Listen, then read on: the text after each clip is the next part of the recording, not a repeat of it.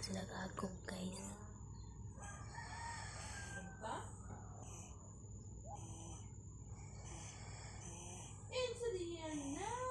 Nahagok ko na sila.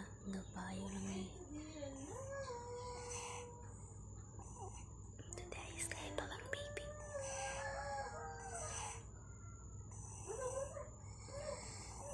Utro sa dang papa.